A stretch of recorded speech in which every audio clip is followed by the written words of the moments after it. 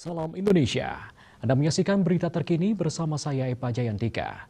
Pemirsa, topan tropis Sahin melanda Oman dan menewaskan sedikitnya 3 orang. Pihak berwenang setempat mendesak penduduk untuk mengungsi dari daerah pesisir dan menunda penerbangan ke dan dari ibu kota Muscat.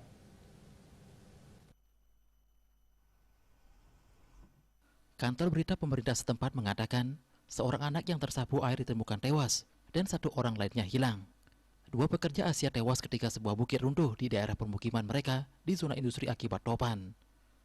Menurut pernyataan bersama oleh Badan Bencana, Cuaca, dan Penerbangan Sipil Oman, mata badai berada sekitar 60 km dari Muscat dan membawa angin berkecepatan 120 km per jam atau lebih.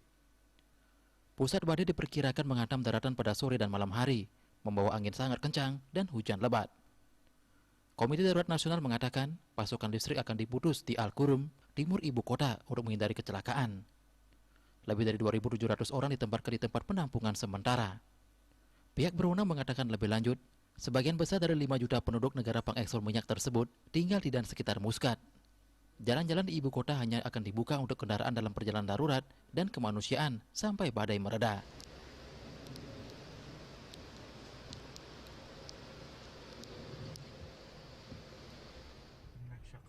Di Uni Emirat Arab, pihak berwenang mengatakan tindakan pencegahan sedang diambil.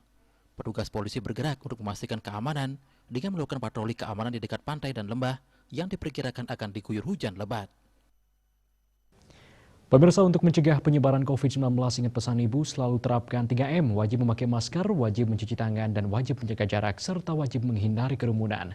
Dengan penerapan perilaku 3M, Indonesia segera terbebas virus corona menuju Indonesia maju.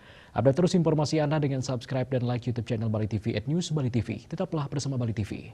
Salam Indonesia.